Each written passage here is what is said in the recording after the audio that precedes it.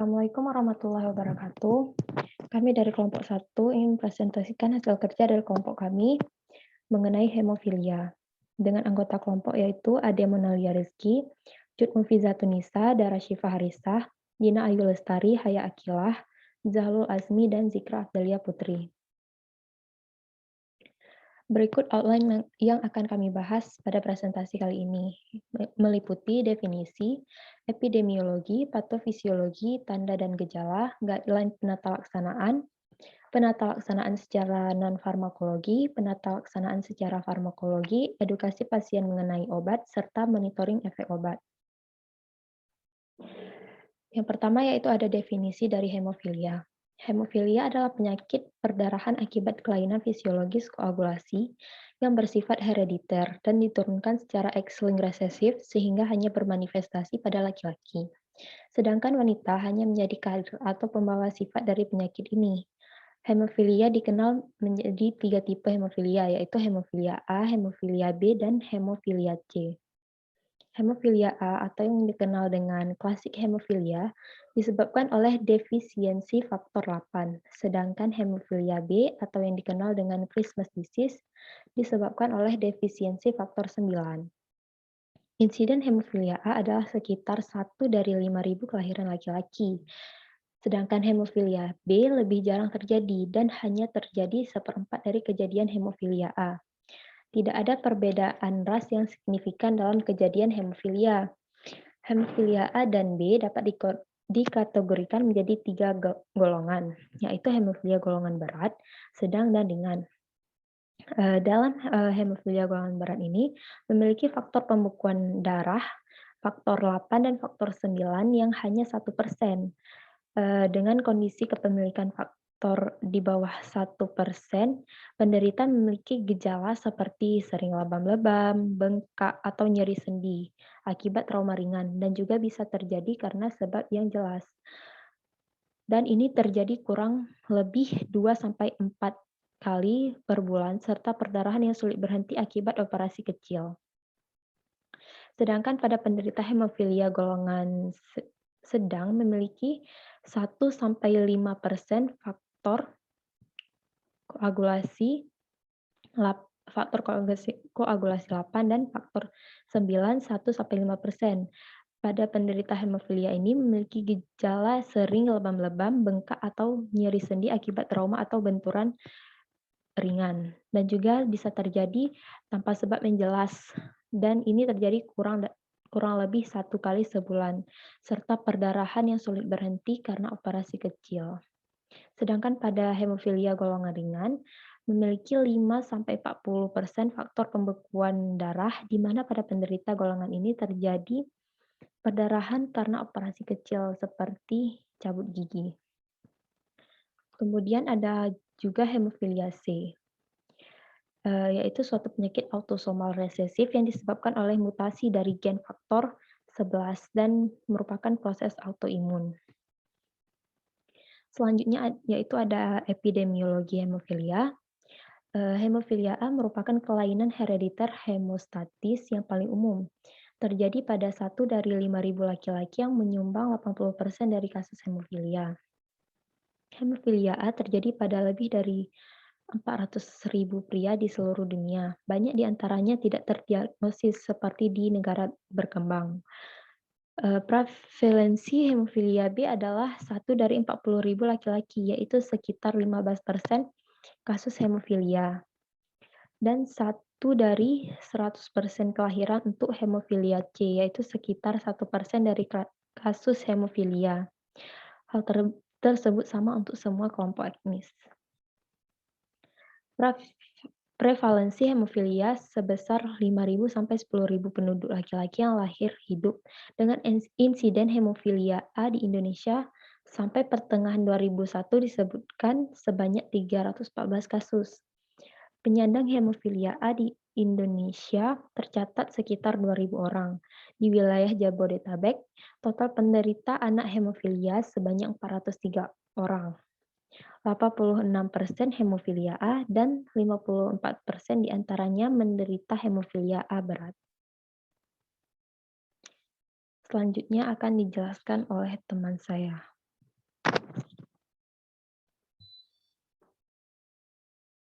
Baik, di sini saya akan menjelaskan tentang bagaimana perdarahan itu dimulai dan berhenti. Nah, jadi ketika kapiler mengalami cedera dan darahnya keluar, si kapiler ini akan mengalami vasokonstriksi ataupun penyempitan untuk memperlambat aliran darah ke lokasi yang cedera ataupun untuk memperlambat perdarahannya. Nah, kemudian sel darah yang disebut juga dengan trombosit akan membuat sebuah plat di jaringan yang cedera ini. Proses ini juga disebut dengan proses hemostasis primer. Nah, kemudian banyak faktor pembekuan di dalam plasma akan bekerja secara bersama-sama untuk membuat gumpalan di atas plat ini sendiri, di mana gumpalan ini akan berfungsi untuk membuat plat ini menjadi lebih kuat dan menghentikan perdarahan. Pada hemofilia, di mana terjadi penurunan faktor pembekuan sehingga perdarahan berlangsung secara kontinus dan berlangsung dalam waktu yang lama.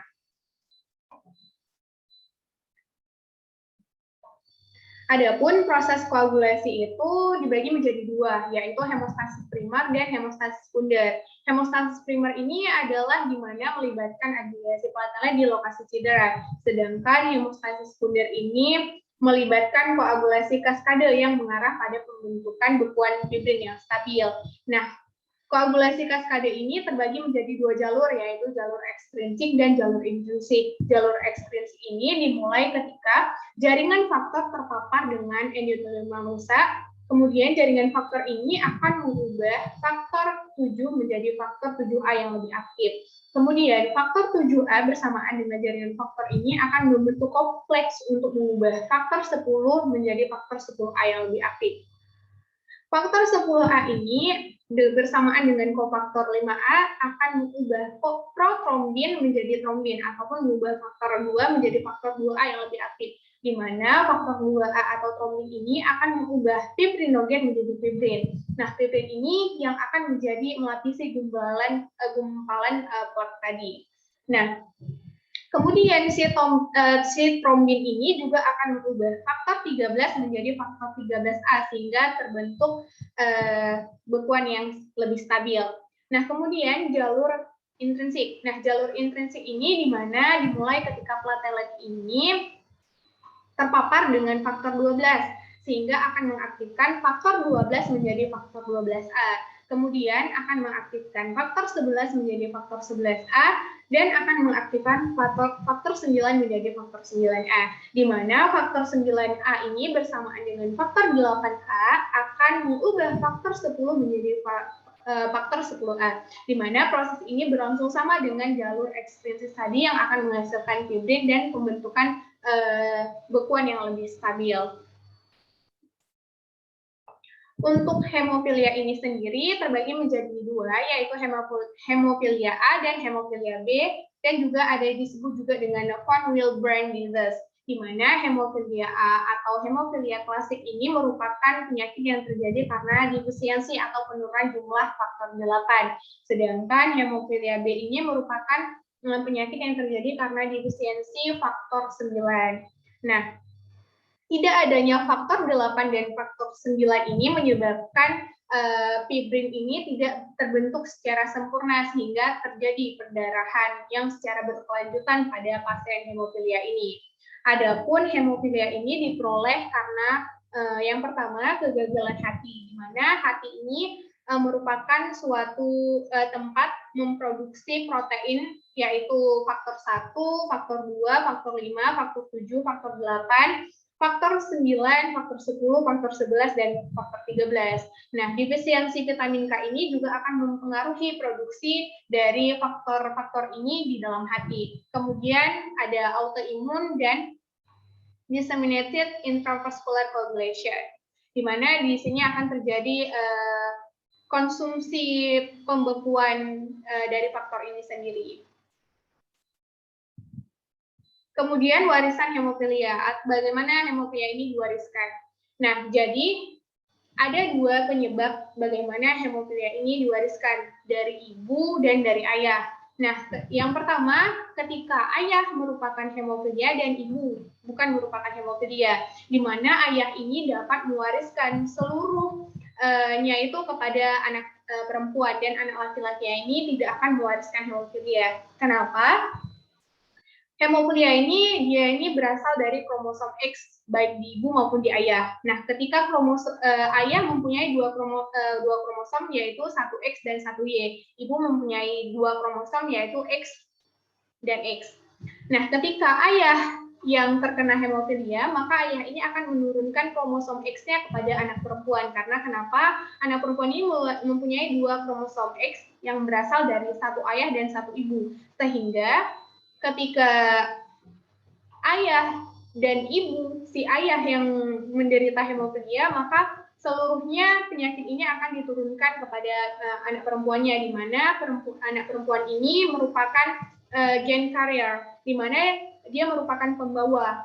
Tidak bisa saja dia ini mengalami gejala, tetapi kebanyakannya itu tidak mengalami gejala karena anak perempuan ini mempunyai dua kromosom X, yang satu hemofilia dari ayah dan yang satu lagi dari ibu tidak merupakan hemofilia. Nah, kemudian bagaimana ketika si ibu yang mengalami hemofilia, kemudian ayahnya tidak mengalami hemofilia, bagaimana keturunannya? Nah, pada saat ibu yang mengalami hemofilia, maka 50%-nya itu akan diturunkan ke anak laki-laki yang akan mengalami hemofilia, sedangkan 50% lainnya itu akan diturunkan ke anak perempuan dengan karier ataupun pembawa. Di mana kromosom X ini untuk anak laki-laki berasal dari perempuan, sehingga laki-laki bisa menderita hemofilia, sedangkan kromosom Y ini berasal dari ayah yang tidak menderita hemofilia, sehingga 50%-nya ini merupakan penderita hemofilia untuk laki-laki.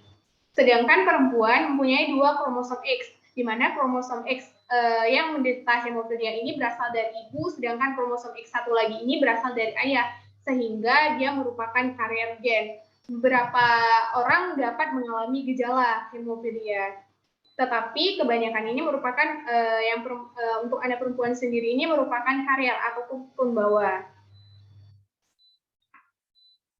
Adapun tanda dan gejala dari hemofilia ini sendiri adalah yang pertama itu adalah ecchymosis atau memar pendarahan di bawah kulit, pendarahan pada persendian. Hal ini dapat menyebabkan pembekakan dan nyeri atau sesak pada persendian yang sering mempengaruhi lutut, siku maupun pergelangan kaki. Kemudian ada perdarahan ke dalam kulit atau otot dan jaringan lunak yang akan menyebabkan penumpukan darah di daerah tersebut yang disebut juga dengan hematoma. Kemudian ada pembengkakan, tanda-tanda kompresi saraf, hematuria ataupun terdapat darah di dalam urin, kemudian perdarahan mulut dengan pencabutan gigi ataupun trauma, perdarahan berlebihan dengan pembedahan, perdarahan intrakranial, dan potensi kehilangan darah yang mengancam jiwa, terutama perdarahan pada bagian paha. Sekian presentasi dari saya kembalikan kepada moderator.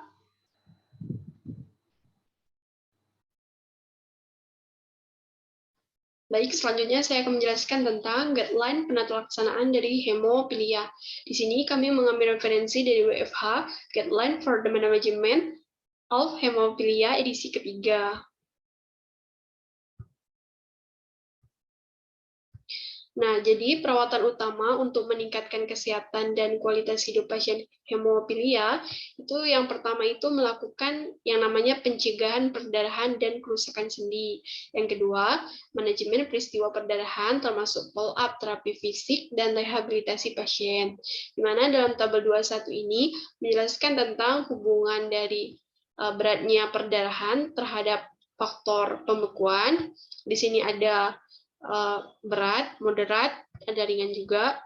Kemudian di sini ada tabel 22 yang menjelaskan tentang tempat perdarahan dari hemofilia ini, dan tabel 23 itu menjelaskan tentang perkiraan frekuensi dari perdarahan di beberapa tempat. Kemudian di sini di tabel 3 itu menjelaskan tentang penata laksanaan rehabilitasi medik pada kasus hemofilia, di mana di sini pasien hemofilia bisa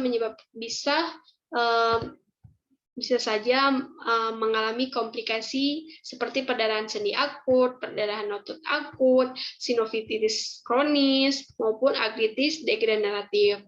Nah, di sini ada beberapa gejala yang dapat dilihat di dalam tabel, kemudian tujuan dari rehabilitasi mediknya, dan kemudian jenis penanganannya. Nah, yang ketiga, kemudian yaitu ketepatan emergency care.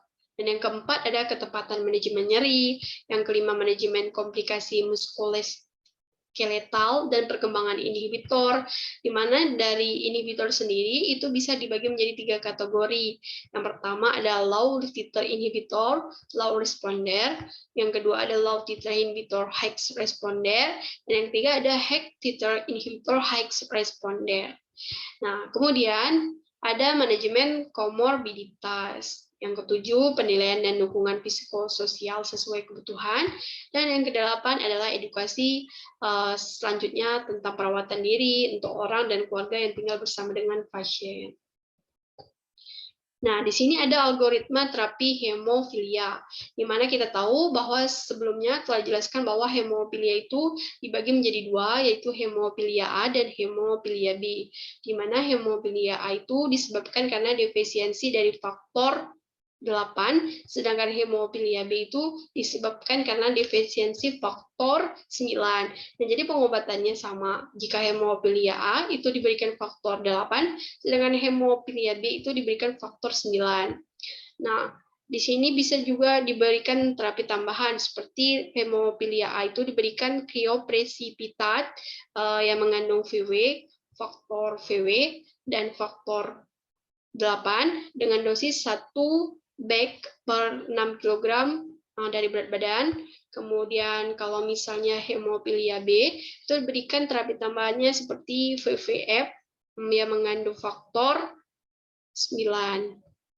Nah, selanjutnya di samping ini yaitu penata laksanaan nyeri, di mana kita tahu bahwa pasien hemofilia ini itu bisa saja mengalami yang namanya nyeri, maka dia juga bisa diberikan paracetamol ataupun acetaminophen. Nah, jika pasien tidak efektif menggunakan paracetamol ataupun acetaminophen, maka dia bisa diberikan dengan COX-2 inhibitor, contohnya seperti selekosip, meloxicam, nimesulid, dan yang lainnya.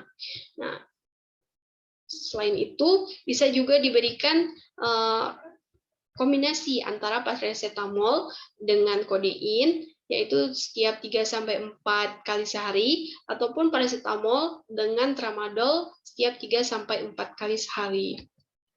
Nah, berikut adalah algoritma terapi hemofilia dengan inhibitor, bisa dilihat di tabel. Nah, selanjutnya adalah penata laksanaan secara farmakologi. Nah, di mana di sini hemofilia itu bisa diberikan rekombinan faktor 8, plasma derivat faktor 8 produk, dan other farmakologi terapi faktor 8. Nah, sedangkan hemofilia B itu bisa diberikan rekombinan faktor 9, plasma derivat faktor 9 produk, dan other farmakologi terapi faktor 8.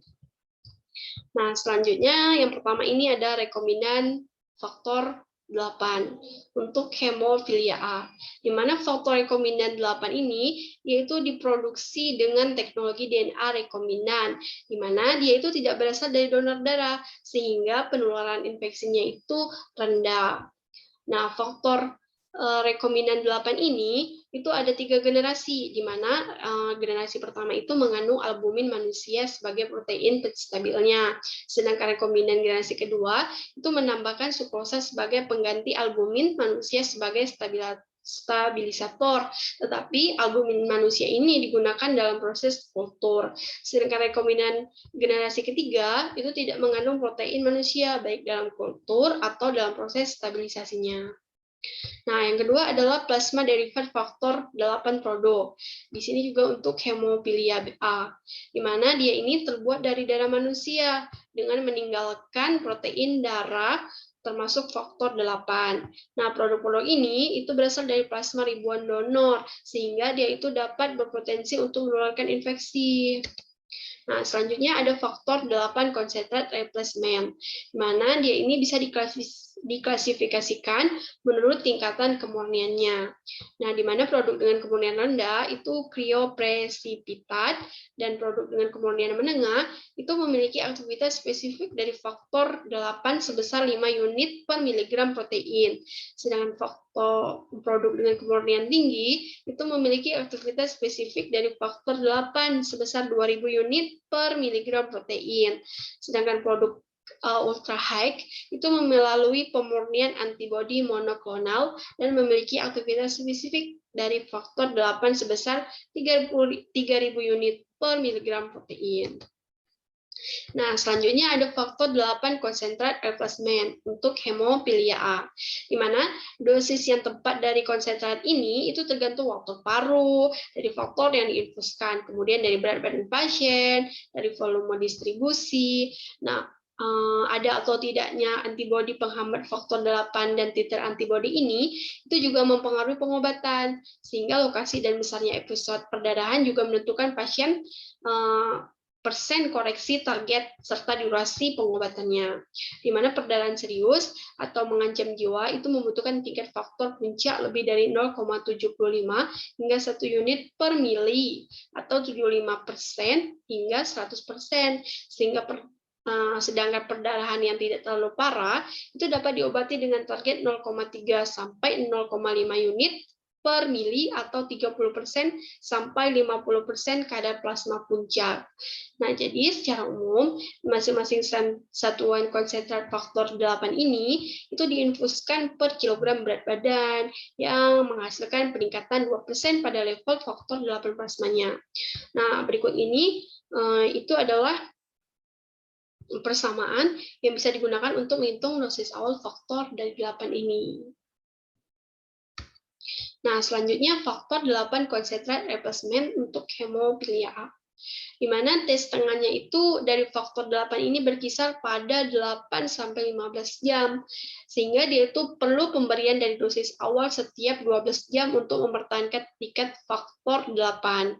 Nah, perawatannya itu umumnya 2-3 hari, tapi jika perdarahannya itu serius, itu memerlukan lebih dari 1 minggu. Kemudian dia bisa diberikan secara intravena dengan kecepatan 2-4 unit per kilogram per jam. Kemudian efek samping dengan infus itu biasanya mual, pusing, ruam, dan tromboflebitis. Nah, stabilitasnya itu yaitu stabil selama 7 hari jika terlindung dari cahaya.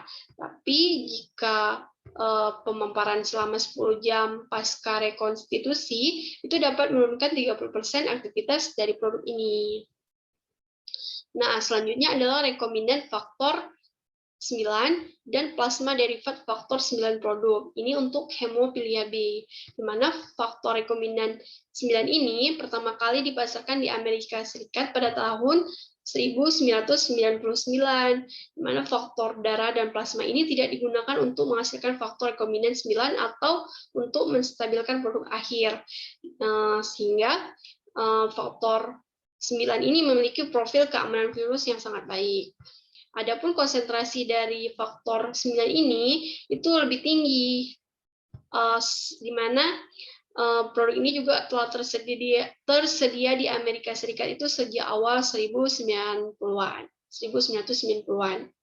Nah, produk-produk ini diturunkan dari plasma melalui pemurnian biokimia dan teknik monoklonal immunophiti. Nah, uji klinisnya ini itu menunjukkan bahwa kedua produk ini aman dan berkhasiat dalam pengobatan akut episode perdarahan, dan dalam pengelolaan perdarahan ini juga aman dengan prosedur bedanya. Nah, jadi meskipun waktu parunya itu mirip, tapi pemulihannya itu sekitar 30%-nya itu lebih rendah, sehingga dia itu dapat mengakibatkan dosis rekombinan konsentrasi faktor 9 ini harus lebih tinggi daripada produk turunan plasmanya, sehingga mencapai tingkat plasma yang setara. Nah, faktor rekombinan 9 ini sering dianggap sebagai pengobatan pilihan untuk hemofilia B. Nah, selanjutnya adalah faktor 9 konsentrat replesemen. Di mana faktor 9 ini adalah protein yang relatif kecil, yaitu tidak seperti faktor 9, faktor 8, faktor 9 tidak hanya terbatas pada ruang intravaskular, tetapi dia juga melewati ruang ekstravaskular. Sehingga ini dapat menghasilkan volume distribusi sekitar 2 kali lipat dari faktor 8. Nah, berikut adalah persamaan yang bisa digunakan untuk menghitung dosis awalnya. Baik, sekian presentasi dari saya, akan dilanjutkan oleh teman saya. Baik, saya Zarul Asmi. Di sini akan melanjutkan penjelasan terkait terapi farmakologi pada hemofilia A dan B. Baik, ini merupakan guideline untuk terapi pengganti faktor pengganti terapi pendarahan pada hemofilia A dan B. Nah, baik, dapat kita lihat pada tabel ini. Yang pertama itu ada kalau tempat perdarahan di persendian. Nah, tingkat faktor hemostatik yang diinginkan yaitu 50-70%. Nah, yang mana ya, istirahat, imobilisasi, rehabilitasi, terapi fisik penting dilakukan setelah pendarahan dan beberapa dosis mungkin perlu diperlukan untuk mencegah atau mengobati target perdarahan di persendian. Nah, kemudian yang kedua, perdarahan di otot. Tingkat faktor hemostatik yang diinginkan di sini yaitu 30-50% pada perdarahan. Pada beberapa tempat 70-300% di kompresi paha, iliosoas atau saraf, yang mana adanya risiko kehilangan darah yang signifikan dengan perdarahan femoralis atau retroperitoneal, dan melakukan tirah baring untuk iliosoas atau perdarahan retroperitoneal lainnya. Nah, kemudian yang ketiga, perdarahan di mukosa mulut. Nah, tingkat faktor hemostatik yang diinginkan di sini yaitu 30-50%, yang mana dapat mencoba antitrombolitik atau trombin topikal sebelum penggantian faktor untuk perdarahan tingkat ringan. Tingkat faktor yang lebih tinggi mungkin diperlukan bila adanya pembekakan lidah atau risiko gangguan jalan nafas. Dan juga terapi antitrombolitik harus digunakan setelah penggantian faktor dan jarang digunakan dengan akuisisi dan disakuisisi. Kemudian perdarahan pada pencernaan. Tingkat faktor hemostatik yang diinginkan di sini awalnya 100%, lalu menjadi 30% hingga terjadi penyembuhan, yang mana endoskopi sangat dianjurkan dan juga terapi antitrombolitik mungkin berguna. Nah, kemudian pada hemodiuria, tingkat faktor hemostatik yang diinginkan 30% jika tidak ada trauma dan 70-100% jika adanya trauma. Jika tidak ada nyeri atau trauma, pertimbangan untuk melakukan tirah baring selama 24 jam. Faktor harus diberikan jika hematurianya berkelanjutan. Oleh sebab itu, penting untuk mengevaluasi apakah hematuria berlanjut atau tidak. Jika adanya trauma pada pembagian perut atau punggung, diberikan pengganti faktor agresif. Kemudian perdarahan pada SSP atau susunan saraf pusat. Tingkat faktor hemostatik yang diinginkan awalnya 100%, lalu menjadi 50-100% selama 10-14 hari, yang mana pusing, lumbal membutuhkan cakupan faktor profilaksis. Kemudian perdarahan pada trauma atau pembedahan. Tingkat faktor hemostatik yang diinginkan awalnya 100%, lalu 50% sampai penyembuhan luka selesai. Nah, dibutuhkan rencana manajemen perioperatif dan pasca operasi, sebelum operasi, dan juga melakukan evaluasi untuk inhibitor sangat penting sebelum operasi elektif. Nah, kemudian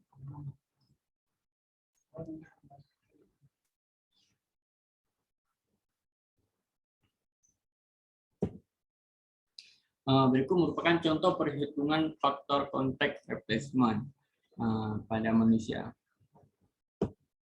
Merupakan contoh produk konstruk faktor yang ada di Indonesia. Dan ini merupakan contoh produk kontrak faktor yang ada di Amerika. Baik, selanjutnya kemudian ada terapi desmopressin untuk hemofilia A dan B. Terapi desmopressin ini membuat pelepasan faktor von Willebrand dan faktor 8 dari sistem penyimpanan endogen.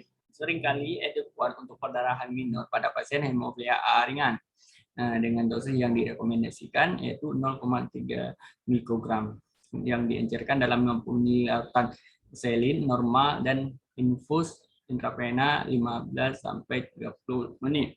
Dapat diberikan secara intranasal dengan dosis anak-anak dengan berat badan 50 kg, lebih kurang dari 50 kg yaitu 1 semprot, dan dengan dosis untuk pasien di atas 50 kg 2 semprotan yaitu 300 mikrogram. Efek samping dari desmopressin ini dapat terjadi kemerahan pada wajah, sakit kepala, meningkatkan detak jantung, dan trombosin. Kemudian yang harus diperhatikan adalah hindari pemakaian pada pasien CHF. Kemudian ada antifibronolitik.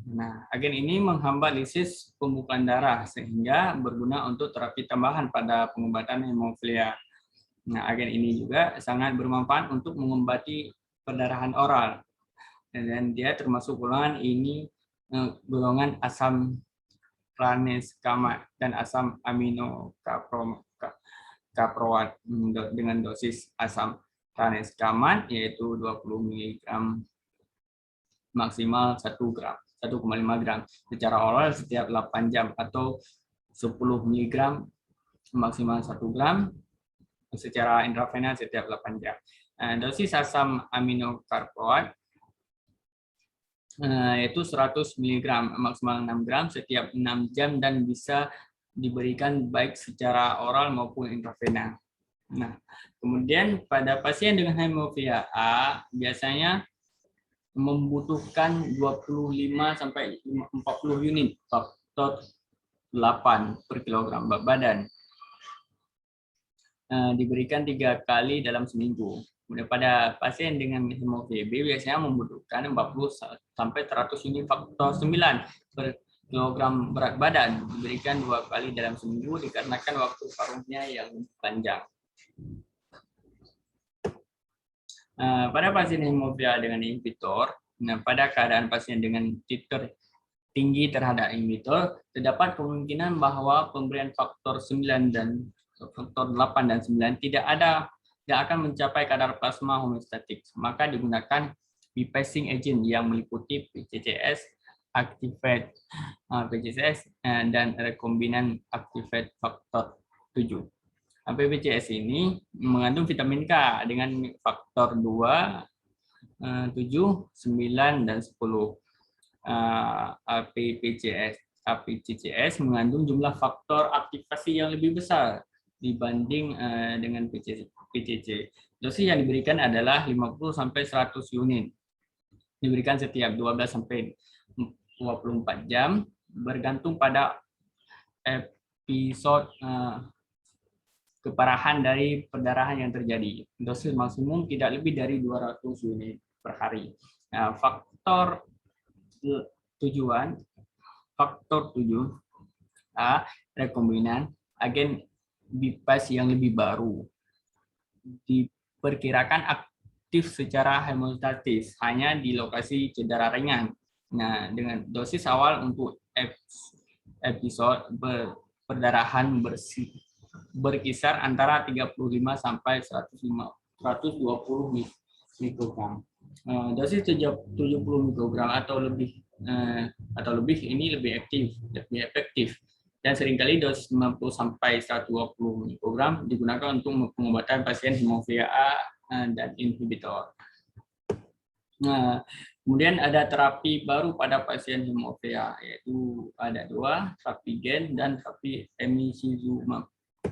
Terapi gen ini dia merupakan pengobatan terbaru yang dilakukan dengan mentransfer atau menyisipkan gen fungsional tertentu yang dapat menggantikan fungsi gen abnormal yang terkait dengan penyakit target. Nah, terapi gen ini dapat dilakukan secara in vivo maupun ex vivo, baik menggunakan sel embrional maupun sel somatik. Terapi gen somatik secara umum dapat dibagi menjadi 2 kategori, yaitu in vivo gen terapi dan ex vivo gen terapi. Beberapa virus yang dimanfaatkan sebagai faktor dalam terapi gen ini diantaranya adalah retrovirus, adenovirus tipe 2 dan 5, adeno X0002 dan HPV, ada virus herpes, virus cacah, virus human papillomavirus atau HPV, dan lentivirus serta beberapa jenis virus lainnya. Nah, berikut merupakan presentase jenis faktor yang digunakan dalam terapi gen. Adenovirus ini dia merupakan faktor utama yang banyak digunakan sebagai faktor untuk transduksi gen, pengganti gen abnormal pada suatu penyakit. Nah, selain itu, retrovirus juga banyak dimanfaatkan sebagai faktor dalam terapi gen, sesuai dengan kemampuannya untuk mentransduksi gen target yang dapat digunakan untuk mensubstitusi gen abnormal penyebab penyakit tertentu. Kedua jenis virus tersebut dianggap sebagai faktor yang paling baik dan mudah diaplikasikan dalam terapi gen. Kemudian ada aplikasi terapi gen dalam pengobatan hemofilia. Jika uji klinis awal untuk pengobatan transfer gen hemofilia antara tahun 1998 dan 2001. 5 uji klinis fase 1 yang berbeda dimulai untuk pengobatan hemofilia dengan transfer gen. Terapi pada pasien hemofilia dilakukan dengan pengganti faktor koagulasi yang diberikan secara intravena. Terapi ini dapat diberikan saat perdarahan ataupun sebagai profilaksis untuk mencegah terjadinya perdarahan. Beberapa faktor gen yang berbeda digunakan dalam uji klinis, yaitu faktor retrovirus, adenovirus, adeno-associated virus, dan metode non-viral. Adenovirus biasanya sering digunakan dalam studi transfer gen praklinis hemofilia. Keuntungan dari faktor DNA untai ganda ini adalah tingkat ekspresi transgen yang tinggi dan kemampuan untuk mentransduksi hepatosis yang sangat efisien dalam proses terapi gen info. Nah, dalam uji klinis yang dilakukan di Amerika Serikat, gen terapeutik diintroduksi ke organ hati pasien yang kemudian memperoleh kemampuan untuk memiliki waktu pembekuan darah yang normal. Nah, kemudian ada selanjutnya terapi emicizumab. Emicizumab ini merupakan obat antibodi monoklonal yang spesifik secara langsung terhadap faktor 9A dan 10. Kedua faktor ini merupakan faktor antibodi yang sangat penting dalam pembekuan darah. Emicizumab dirancang untuk mempertemukan faktor 9A dan 10 secara langsung sehingga akan mengaktifkan kasket yang pada akhirnya akan terjadi pembekuan darah secara alami pada pasien penderita hemofilia A dengan administrasi subkutan sekali seminggu. Emicizumab adalah faktor 8A yang meniru antibodi spesifik yang mengenali faktor 9A dan molekul faktor 10. Peningkatan emicizumab secara simultan ke faktor 9A dan 10 diperlukan untuk meniru faktor 8A-nya. Fungsi ini tergantung pada permukaan fosfolipid. Temuan ini juga menunjukkan bahwa emicizumab memfasilitasi aktivitasnya hanya di situs perdarahan, tidak dalam sirkulasi normal. Rantai faktor 8 dan emicizumab mengikat ke faktor 9A dan 10 di membran fosfolipid. menghasilkan peningkatan efek meniru faktor 8A. Nah, berikut merupakan referensi yang kami ambil dari terapi farmakologi pada hemofilia. Mungkin selanjutnya akan dilanjutkan oleh teman saya.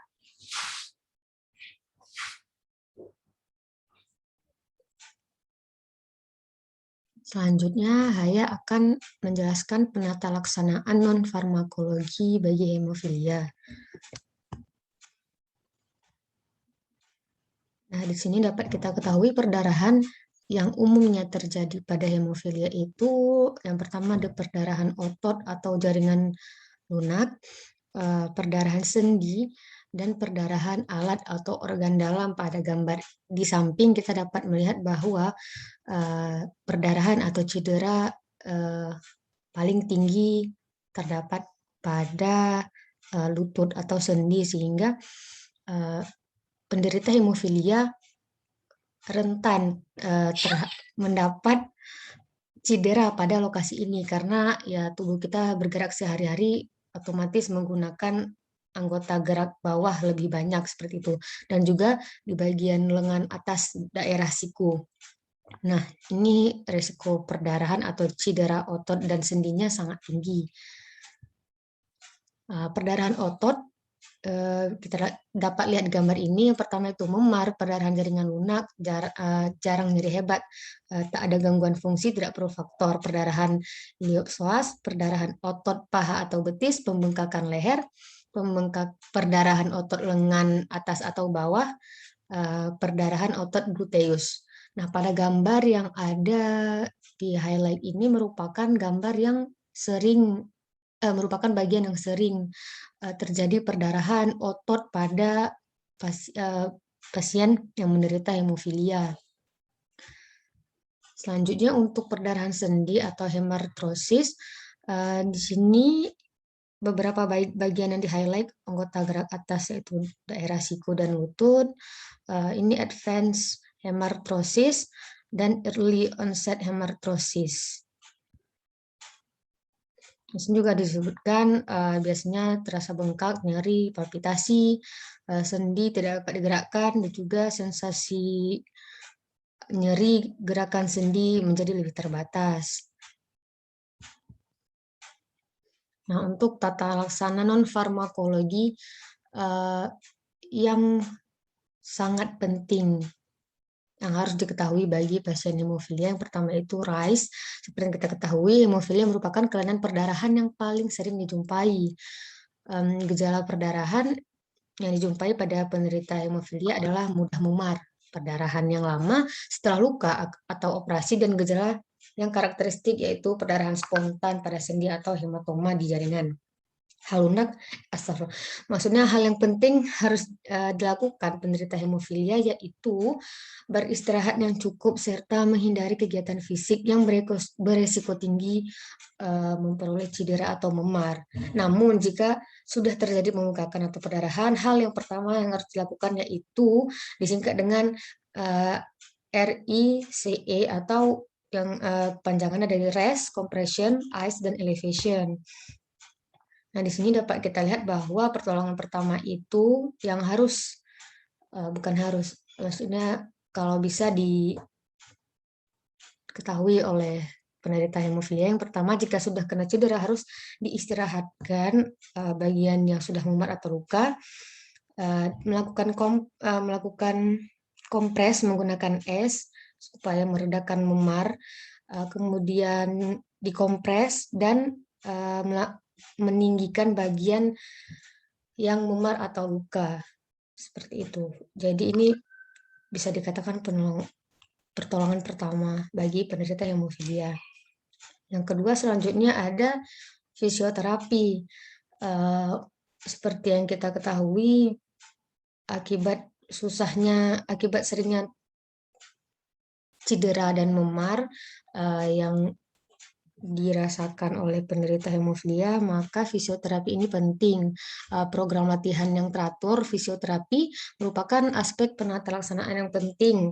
Karena apa? Karena aktivitas fisik dalam batas wajar akan memperkuat otot-otot di sekitar sendi dan dapat mengurangi sejumlah episode perdarahan spontan. Sekian dari saya. Assalamualaikum warahmatullahi wabarakatuh.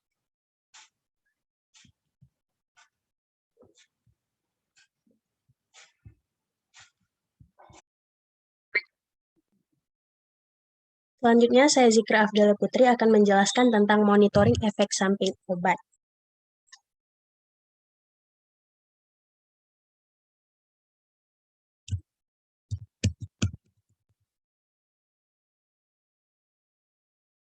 Tujuan utama dari pengobatan hemofilia ini adalah mengontrol dan mencegah episode pendarahan dan gejala jangka panjangnya seperti artropati kronis. Pemantauan umum yang dilakukan yaitu jumlah dan jenis episode pendarahannya, pemeriksaan fisik dengan evaluasi rentang gerak sendi, dan radiografi sendi target. Selanjutnya monitoring terapinya secara umum itu pada pengobatan anti-hemofilik faktor itu dilakukan monitoring frekuensi detak jantung sebelum dan selama pemberian anti-hemofilik faktor terhadap bahaya takikardia. Kemudian dilakukan monitoring kadar plasma anti-hemofilik faktor sebelum dan sesudah pengobatan. Pada antidiuretik itu seperti desmopresin dilakukan pembatasan cairan dan pemantauan keluaran urin. Pada antifibrinolitik seperti asam tranexamat dan asam aminokaproat, dilakukan pengawasan reaksi alergi, monitoring tekanan darah harus dilakukan karena injeksi asam tranexamat ini secara cepat dapat menyebabkan hipotensi. Kemudian dilakukan monitoring tanda dan gejala trombosis, dan dilakukan pemeriksaan mata. Pada pengobatan rekombinan faktor 8 untuk pengobatan hemofilia A, itu dilakukan pengawasan klinis faktor 8 saat pertama kali pemberian. Itu karena resiko terjadinya hipersensitivitas, terutama shock anafilaktik. Tanda reaksi anafilaktik yang dapat ditemukan antara lain perubahan warna kulit wajah, edema periorbita, dyspnea, wheezing, dan timbul ruam kulit secara tiba-tiba, utikardia, dan gatal pada kulit. Bila disertai dengan penurunan darah secara tiba-tiba dan nadi kolaps, maka ini adalah pertanda terjadinya shock anafilaksis. Kemudian pada pasien yang mendapat porsin AHF, setelah pemberian obat harus dilakukan pemeriksaan darah rutin untuk menyingkirkan kemungkinan terjadinya trombositopenia yang terjadi setelah pemberian porsin AHF. Pasien hemofilia A berat yang sedang menjalani terapi profilaksis sebaiknya dilakukan pemeriksaan plasma faktor 8 secara rutin untuk menentukan apakah kadar faktor 8 yang diinginkan telah tercapai atau belum. Idealnya, dosis terapi profilaksis diharapkan dapat mempertahankan kadar faktor 8 di dalam tubuh pasien tetap di atas 1-2%. Kemudian ada rekombinan faktor 9, itu untuk hemofilia B. Dilakukan pemberian faktor 9 memerlukan pengawasan klinis berupa pemeriksaan darah dan pemeriksaan kadar faktor 9 dalam darah. Tanda vital seperti tekanan darah dan denyut nadi perlu dipantau setelah pemberian faktor 9. Saat pemberian diawasi tanda-tanda hipersensitivitas dan anafilaksis. Kadar faktor 9 perlu diperiksa 15 menit setelah pemberian. Setelah itu, kadar activated partial thromboplastin time atau APTT juga perlu diperiksa. Pemeriksaan inhibitor faktor 9 perlu dilakukan pada pasien yang mengalami reaksi hipersensitivitas, pasien yang akan menjalani operasi, pasien dengan respons suboptimal, atau pemberian intensif lebih 5 hari dalam 4 minggu terakhir. Pada anak, perlu dilakukan pemeriksaan inhibitor faktor 9 setiap 5 hari selama 20 hari setelah pemberian, setiap 10 hari setelah 21-50 hari pemberian, dan setidaknya 2 kali setahun sampai 150 hari setelah pemberian.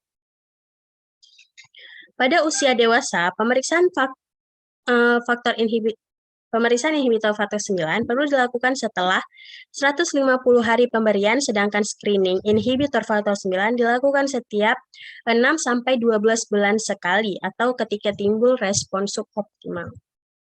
Nah, pengobatan lain untuk pengobatan hemofilia A dan B itu dapat dilakukan dengan desmopresin.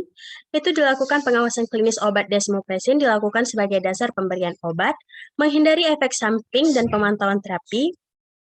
Beberapa pemeriksaan tersebut antara lain pemeriksaan hematologi untuk hemofilia A dan penyakit von Willebrand tipe 1, fungsi ginjal dan pemeriksaan fungsi elektrolit berkala pada keadaan diabetes insipidus tipe sentral, enuresis, dan enuresis nokturnal.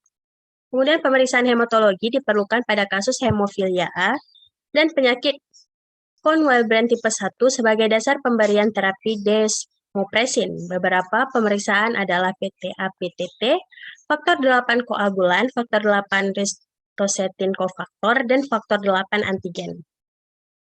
Berikut adalah daftar pustaka yang saya gunakan untuk tinjauan monitoring efek samping obat terhadap obat hemofilia A dan B. Terima kasih, saya lanjutkan ke teman saya.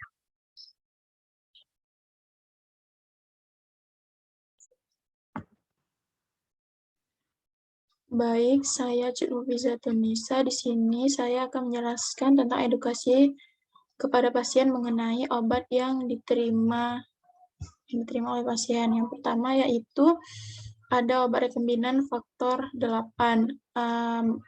Obat ini merupakan pilihan untuk pencegahan dan pengobatan perdarahan yang berhubungan dengan hemofilia A. Faktor 8 ini umumnya tidak diberikan untuk pasien penyakit von Willebrand atau gangguan perdarahan non-hemofilia karena disebabkan rasio perbandingan kadar faktor von Willebrand ini dibanding dengan faktor 8 pada sediaan ini sangat kecil dan tidak tetap. Kemudian obat ini diberikan sebelum operasi untuk mencegah perdarahan terlalu banyak pada orang dengan kondisi hemofilia atau sebagai profilaksis perdarahan. Contohnya itu pada prosedur sebelum operasi hemofilia A. Jika beritahu dokter sebelum diberikan obat ini jika Anda pernah mengalami reaksi terhadap faktor anti-hemofilik atau jika ada alergi terhadap obat ini. Kemudian, hindari penggunaan bersamaan dengan obat-obatan seperti asam aminokaproat atau Omnicar, obat-obat antikoagulan atau pengencer darah seperti warfarin, kortikosteroid, siklofosfamid, siklosporin, heparin, interferon, dan vitamin K. Kemudian, target dari faktor 7 yang disarankan adalah 30-50 unit per desiliter selama 3 hari pada fase awalnya dan 10-20 unit di 10-20 unit per desiliter selama 4-7 hari pada fase lumatan. Dosis ini diberikan 1-2 kali per hari disesuaikan dengan kondisi klinis pasien. Kecepatan infus intravena maksimumnya itu 10 ml per menit. Kurangi laju atau hentikan injeksi sementara jika ada peningkatan denyut nadi yang signifikan. Obat ini disimpan pada suhu 2-8 derajat Celcius. Hindari pembekuan, disimpan dalam suhu kamar. Hindari dari cahaya langsung. Jangan disimpan di kamar mandi dan jangan dibekukan. Pemantauan aktivitas faktor 8 ini harus dilakukan paling tidak 2 kali sepekan pada pasien yang dirawat inap dan sepekan sekali untuk pasien yang dirawat jalan. Efek samping yang mungkin terjadi yaitu terjadi gangguan penghambatan faktor 8, demam, mual, pusing, sakit kepala. Kemudian ada obat plasma delivered faktor 8 produk, yaitu obat ini berasal dari plasma manusia yang disumbangkan dan mengandung faktor 8 dan faktor von Willebrand. Obat ini digunakan untuk mengobati perdarahan dan mencegah perdarahan bedah pada pasien dengan penyakit von Willebrand. Dapat digunakan pada pasien hemofilia A dengan inhibitor faktor 8. Harap dicatat pada botol biostat akan menyatakan unit faktor 8 dan von Willebrand faktor dengan rasio perbandingnya yaitu faktor 8 terhadap von Willebrand ini adalah perbandingan 1:2. Kemudian pastikan dosis biostatnya yang dipesan itu dalam satuan faktor 8. Misalnya biostat 1000 unit faktor 8 sama dengan 2000 unit faktor von Willebrand. Cara penyiapan obat ini yaitu dengan cara obat ini diencerkan menggunakan larutan NaCl, kemudian tidak boleh ada busa yang berlebihan, diputar botol dengan lembut untuk melarutkan bubuknya. Obat ini diberikan menggunakan jarum suntik sekali pakai yang steril, pasang sprit ke ujung luar selang infuset dan lakukan fungsi vena. Tingkat pemberian harus ditentukan oleh tingkat kenyamanan pasien. Kemudian berikannya pada 2 ml per menit dengan kecepatan maksimum 10 ml per menit. Kemudian dipantau takikardia dan pantau kadar faktor 8-nya. Untuk kehamilan dikategorikan kepada kategori C, yaitu gunakan dengan hati-hati jika manfaatnya lebih besar daripada risiko. Obat ini disimpan pada suhu kamar 20-30 derajat Celcius, hindari pembekuan dan hindari dari cahaya matahari langsung. Efek samping yang mungkin terjadi yaitu sakit kepala, demam, penglihatan kabur, menggigil, takikardia, mual, muntah, dan urtikaria. Kemudian ada faktor 8 concerted replacement. Obat ini perawatan umumnya itu 2-3 hari, namun perdarahan serius memerlukan perawatan lebih dari 1 pekan. Tes tengahnya yaitu berkisar pada 8-15 jam, perlu pemberian dari dosis awal setiap 12 jam untuk mempertahankan tingkat faktor 8-nya. Obat ini diberikan secara intravena dengan kecepatan 2-4 unit per kilogram per jam. Efek samping potensialnya yaitu dengan infus kontinu, yaitu mual, pusing, ruam, thrombophlebolysis. Untuk stabilitasnya yaitu obat ini stabil selama 7 hari jika terlindung dari cahaya. Pemaparan cahaya selama 10 jam pasca rekonstitusi dapat menurunkan 30% aktivitas dari produk ini. Kemudian ada faktor rekombinan faktor 9. Obat ini adalah pilihan untuk pencegahan dan pengobatan perdarahan yang berhubungan dengan hemofilia B atau defisiensi faktor 9. Efek samping yang mungkin terjadi pada obat ini mengandung obat ini yaitu sakit kepala, pusing, reaksi di tempat suntikan, sakit di tempat suntikan, mual, ruam, gangguan rasa, demam, penghambatan faktor 9, penglihatan kabur, mengantuk, dan muntah. Efek-efek samping ini mungkin terjadi, tetapi tidak selamanya terjadi. Kemudian konsultasi pada dokter jika efek sampingnya tidak hilang. Hipersensitivitas pada rekombinan faktor 9 ini adalah sebuah kontraindikasi. Rekombinan faktor 9 ini tidak boleh dikonsumsi jika ada kondisi seperti memiliki alergi terhadap protein hamster atau tikus yang mengancam nyawa, hipersensitivitas terhadap faktor 9, atau komponen yang sering menjadi campurannya seperti heparin, kemudian riwayat trombositopenia akibat penggunaan heparin, ada disseminate intravascular coagulation atau DIC, dan hiperfibrinolisis. Jika mengalami ngantuk, pusing, hipotensi saat menggunakan obat ini, maka dihindari mengemudi kendaraan atau mengoperasikan alat berat. Untuk kategori kehamilan pada obat ini itu kategori C, yaitu gunakan dengan hati-hati jika manfaatnya lebih besar daripada risiko. Untuk persiapan obat ini, itu ada obat Benefix, digunakan dengan jarum suntik pengencer yang disediakan abduktor untuk penyusun kembali setiap botolnya. Ada obat Rizubis, yaitu digunakan perangkat Baxgex 2 dengan air steril untuk injeksi yang disediakan di setiap kit untuk penyusun setiap vialnya. Untuk pemberiannya yaitu diberikan secara intravena selama beberapa menit dan tidak melebihi 10 ml per menit. Kemudian untuk obat rebinin berikan intravena selama 1-4 menit. Pemberian obat ini memerlukan pengawasan klinis berupa pemeriksaan darah, pemeriksaan kadar faktor 9 dalam darah, kemudian tanda vital seperti tekanan darahnya, denyut nadi. Ini perlu dipantau setelah pemberian obat ini. Kemudian saat pemberian obat ini awasi tanda-tanda hipersensitivitas dan anafilaksisnya.